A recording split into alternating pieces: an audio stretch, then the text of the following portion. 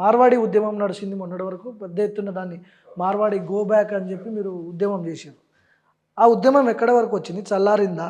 లేకపోతే మళ్ళా కంటిన్యూగా జరుగుతుందా? మీరు చేస్తున్న పోరాటం ఎక్కడి వరకు వచ్చింది మార్వాడికి సంబంధించి? మార్వాడీలు తెలంగాణ రాష్ట్రంలోతో పాటు ఆంధ్ర రాష్ట్రాన్ని, రాజస్థాన్, గుజరాత్ 2 రాష్ట్రాలు ఆంధ్రని, తెలంగాణని మింగుతాయి. ఇక్కడ ఈ 2 ఫైనాన్షియల్ హబ్ ఇవి వాళ్ళకి. ఈ రాష్ట్రాలలో డబ్బు ఉంది. రాజస్థాన్, గుజరాత్ వాళ్ళ దగ్గర వాళ్ళకి వ్యాపారం తెలుసు కాబట్టి ఇక్కడ మొత్తం పడినారు. 2 రాష్ట్రాలని ఆర్థికంగా మింగేస్తారు వాళ్ళు.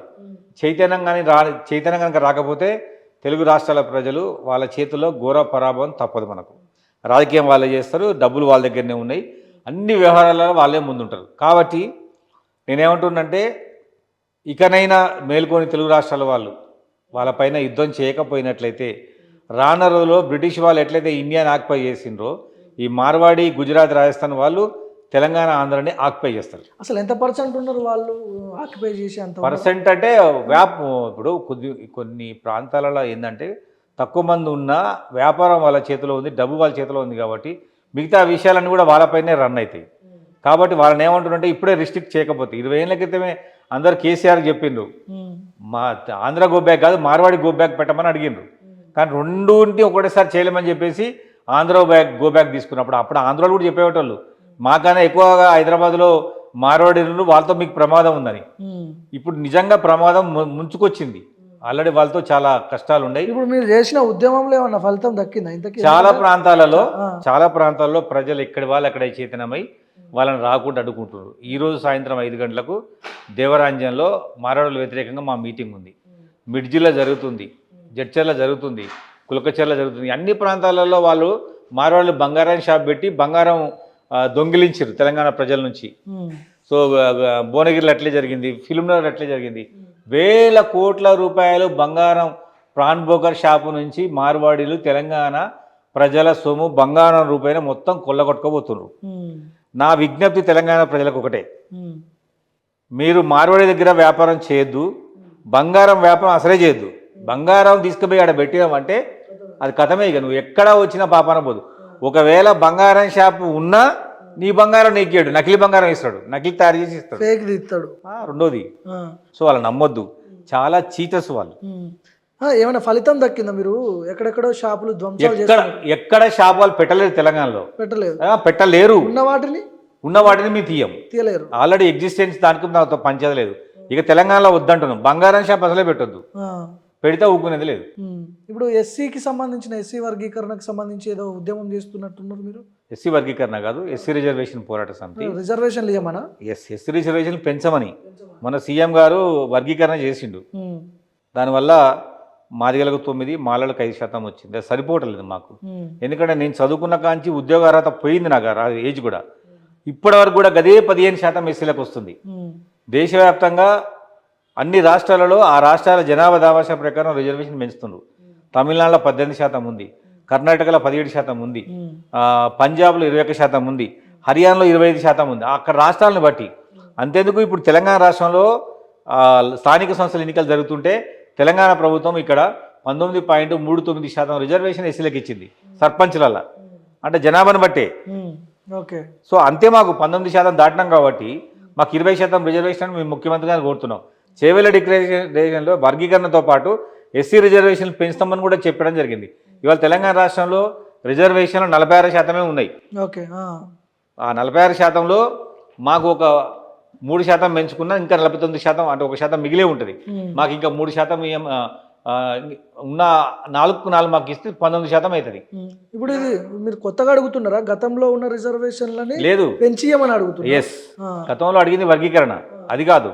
ఎస్సీ రిజర్వేషన్లు పెంచమంటారు. ఉమ్మడిగానే ఉన్నాం మేము. మా అందరికి కలిపి, ఎస్సీలందరికి కలిపి ఉన్నటువంటి 59 కులాలకు ఎస్సీ రిజర్వేషన్ పెంచమని ముఖ్యమంత్రి గారిని కోరుతా ఉన్నాం. అది మీ సారథ్యంలో జరుగుతుందా? ఎస్సీ రిజర్వేషన్ పోరాట సమితి. ఏం చేస్తున్నారు దాని మీద? దాని మీద ఇప్పుడే స్టార్ట్ చేసినాము. ఆల్రెడీ రేపు 6 డిసెంబర్ 6 తారీఖున దాని మీదనే ప్రదర్శన చేస్తున్నాము. అందరు మంత్రులకు లెటర్లు ఇస్తున్నాము. నిన్న ఎస్సీ కమిషన్ సభ్యుని కలిసినాము. దీని మీద ఈ తెలంగాణ వ్యాప్తంగా మా సమాజాన్ని, ఈ కులాలను, ఎస్సీ కులాలను ఏకం చేసి వచ్చే ఎన్నికల లోపల రిజర్వేషన్ పెంచుకునేటట్టు చేస్తాం. ఓకే.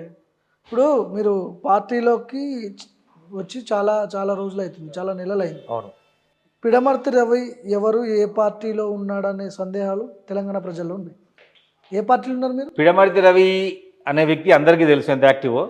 పార్టీలో కాంగ్రెస్లో ఉన్నా అది కొద్దిగా అంత తక్కువైంది తెలియటం. అంటే ఏం తక్కువైంది? అంటే కాంగ్రెస్ పార్టీలో ఉన్నాడా టీఆర్ఎస్ పార్టీలో ఉన్నాడా కొద్దిగా కన్ఫ్యూజన్ ఉన్నారు. కాకపోతే ఆ రోజు రాహుల్ గాంధీ సమక్షంలో నేను కాంగ్రెస్ పార్టీలో జాయిన్ అయినా.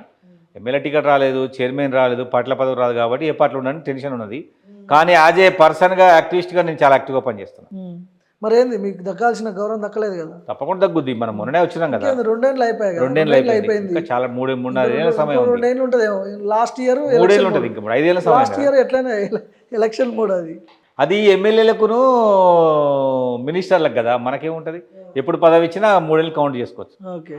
మొన్న డీసీసీ ఏదో పదవులు ఇచ్చారు కదా, దానికి మీరు ఏం పెట్టలే? అంటే నేను అడిగినా, ఖమ్మం జిల్లా డీసీసీ ప్రెసిడెంట్ అడిగినా కానీ 5 సంవత్సరాలు నిబంధన పెట్టుకున్నారు కాంగ్రెస్ పార్టీ. లాస్ట్ 5 ఇయర్స్ ఎవరైతే కాంగ్రెస్ పార్టీలో ఉన్నారో కంటిన్యూగా వాళ్ళకి ఇవ్వాలని డిసైడ్. మేము వచ్చి 3 ఏళ్ళు కాలేదు. పొంగులేటి మీకు ఇచ్చిన హామీ ఏమైంది? పొంగులేటి మాకు ఇచ్చిన హామీలు నెరవేరుస్తారు కదా, టైం ఉంది కదా. ఎట్లా చూడాలి రవి ఇప్పుడు? 2 ఏళ్ళే అంట, 3 ఏళ్ళు ఏముండదు ఇక. ఎస్సీ డిపార్ట్మెంట్ ఖాళీ ఉంది కాంగ్రెస్ పార్టీ, ఎస్సీ సెల్ దాన్ని అడుగుతున్నాను నేను. ఎందుకంటే రిజర్వేషన్ అడుగుతున్నా కాబట్టి అది ఉద్యమంలోకి బాగుంటుంది ఉద్యమం చేయడానికి. రెండవది వర్గీకరణ చేసినందుకు కాంగ్రెస్ పార్టీకి ధన్యవాదాలు తెలియాలన్న ఉద్దేశంతో మాదిగలందరినీ కాంగ్రెస్ తీసుకురావాలని, కృష్ణమాదిగ గారు మాదిగలందరినీ బీజేపీ తీసుకోవాలని. బీజేపీ ఎందుకు అట్లా? అంటే బీజేపీలోకి తీసుకుపోతే ఆయనకేం వస్తుంది? అంటే ఆయన ఉద్దేశం ఏంటంటే బీజేపీ పార్టీ వర్గీకరణకు బాగా సపోర్ట్ చేసిందని. సో నేనేమంటే మరి అటువంటిప్పుడు కాంగ్రెస్ పార్టీ చేసింది కదా, కాంగ్రెస్ పార్టీకే ఉందామని మాదిగలు నేను అడుగుతా ఉన్నా. ఎస్సీసీఎల్ ప్రెసిడెంట్ నాకు ఇస్తే మాదిగలందరినీ కాంగ్రెస్ పార్టీలో తీసుకొస్తాను. ఇప్పుడు మీ మందకృష్ణ మాదిగని కాదని మీ ఎమ్మటి మాదిగలు ఎట్లా వస్తారు? ఎందుకు వస్తారంటే వర్గీకరణ కాంగ్రెస్ పార్టీ చేసింది కాబట్టి. నేను అదే మాట చెప్తున్నా, పార్టీలో నేను మధ్యవర్తిగా ఉంటా. నాకు ఆ పదవి ఇస్తే అటు మాదిగలకు ఇటు పార్టీకి మధ్యలో ఉంటా కాబట్టి మాదిగలందరినీ కాంగ్రెస్లో తీసుకొస్తా. ఓకే. ఏంటి మరి ఇప్పుడు మీ ఏం చేయబోతున్నారు? ఇంకొక 2 ఏళ్ళే ఉంది, ఏం చేయబోతున్నారు? కేసీఆర్ని వదిలిపెట్టి బయటకు వచ్చి తప్పు చేసిన అని అనిపించింది ఎప్పుడన్నా? లేదు, అంటే కేసీఆర్ నేను బయటికి పోయేంత పని ఆయనే చేసిండు. అతను నా మీద గెలిచిన అతన్ని పార్టీలో తీసుకొస్తే నేను అక్కడ ఎత్తుకుంటా చెప్పండి, నేను కాలుగా ఎట్లా ఉంటా? మిమ్మల్ని పార్టీ నుంచి బయటికి పంపించలేదు, మీరే బయటకు వచ్చారు. అంటే అది ఏమంటారు, పొగబెట్టిరు పొమ్మనలేక. సంట వెంకట వేరేని తీసుకొచ్చింది, ఆయన టీడీపీ నుంచి వచ్చిన వ్యక్తి. నేను తెలంగాణ ఉద్యమకారుణ్ణి. అందుకోసమనే కేసీఆర్కి ఎటువంటి రూల్స్ లేవు, బిడ్డనైనా వదులుకుంటాడు పార్టీ కోసం. నేను ఎట్లా ఉంటా అనుకుంటున్నా? నేను వాళ్ళ బిడ్డనే వదులుకున్నాడు, నన్ను వదులు కూడా నా ఎందుకని చెప్పి నేను ముందే వచ్చిన. సో ఆయన ఆల్రెడీ తీసుకొచ్చి పార్టీలో తీసుకొచ్చినాక నేను ఎట్లా ఉంటా? కవిత ఎపిసోడ్ని ఎట్లా చూస్తారు మీరు?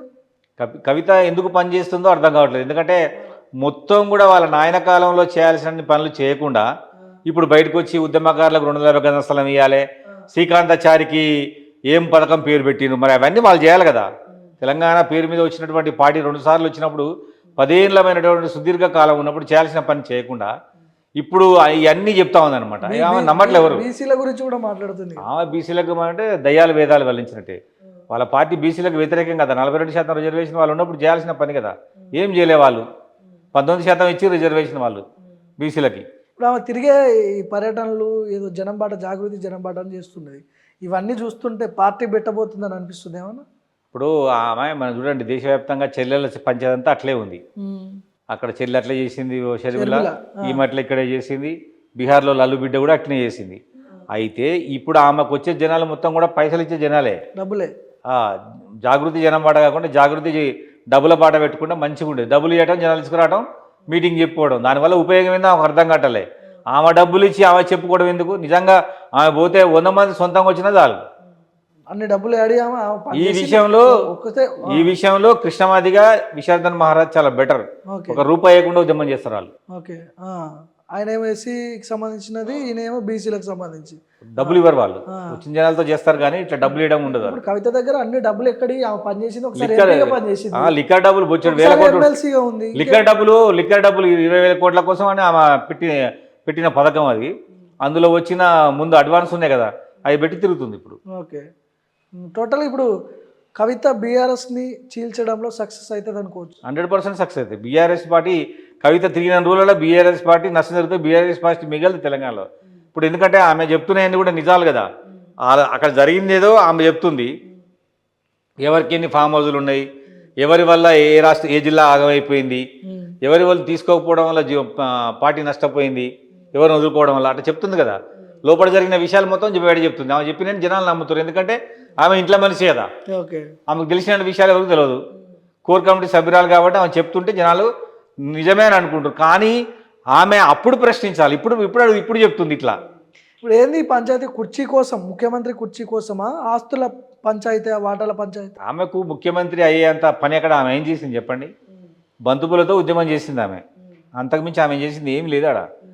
వాళ్ళు కేసీఆర్ పేరు చెప్పుకొని బతికిన వాళ్ళు వాళ్ళందరూ కూడా, ఆయన వాళ్ళ అన్న తప్ప వాళ్ళు చేసింది ఏం చెప్పండి? వాళ్ళకి ఒకటి ఓ ఉద్యమ కార్యాచరణ లేదు. ఇప్పుడు జనం బాట, జాగృతి జనం బాట అంటే ఓన్లీ డబ్బులు ఇచ్చి తీసుకొచ్చి నిలబెట్టుకుంటారు తప్ప ఆమెను చూసి వచ్చి 10 మంది ఉన్నారా?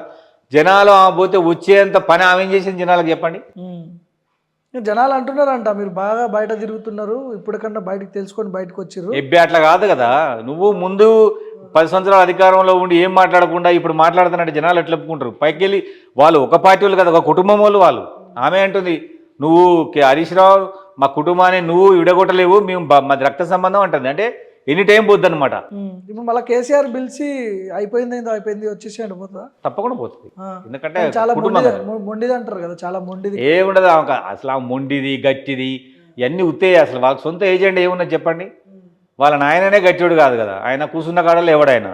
తెలంగాణ ఉద్యమకారులకి 250 గజాల స్థలం ఇస్తా అని చెప్పి అప్పుడు అన్నారు కదా, దాని మీద కూడా ఫైట్ చేస్తుంది కవిత. మీరు కూడా ఫైట్ చేస్తున్నట్టుంది, ఇక్కడ దాకా వచ్చింది. అయితే మేము దాని మీద తెలంగాణ ఉద్యమకారుల సంఘం పెట్టినాం.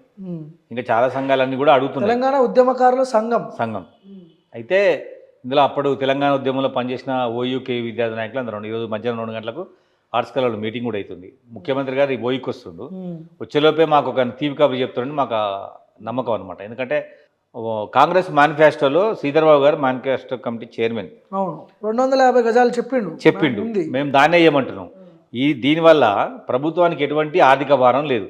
మేము పెన్షన్ అడిగినాం, పెన్షన్ అడిగితే 5,000 ఇవ్వాలి నెలకు, సంవత్సరానికి 60,000, 5 సంవత్సరాలకు 6 లక్షలు అట్లా లెక్కలైనవి. కాబట్టి వాళ్ళు ఏం ఆలోచించారంటే ఇట్లా వీళ్ళకి న్యాయం చేయాలనే ఉద్దేశంతో 250 గజాల స్థలాన్ని పెట్టిండ్రు. మేము కూడా ఏమంటున్నాం అంటే మీరు పెట్టిందే ఇవ్వండి, మేము కొత్త డిమాండ్ ఏం పెడతలేము. ఎందుకంటే హైదరాబాద్లో పనిచేసిన వాళ్ళకి హైదరాబాద్ ఇవ్వండి, జిల్లాలో పనిచేసిన వాళ్ళకి జిల్లాలకి ఇవ్వండి, వాళ్ళ ఊళ్ళో పనిచేసిన వాళ్ళకి ఇవ్వండి, ఎవరెక్కడ అడిగితే అక్కడ ఇవ్వండి, స్థలమే కదా. యాజ్ ఏ పౌరుడిగానే ఇవ్వాలి, ఉద్యమకారుడికి ఎందుకు ఇవ్వకూడదని మేము ముఖ్యమంత్రి గారు రిక్వెస్ట్ చేస్తున్నా. కేసీఆర్ కూడా ఇవ్వలేదు కదా, కేసీఆర్ ఎవరికి ఇవ్వలేదు. అంటే ఎమ్మెల్యే టికెట్లు ఇచ్చిండు, చైర్మన్ చేసిండు, అవి కాదు లెక్క.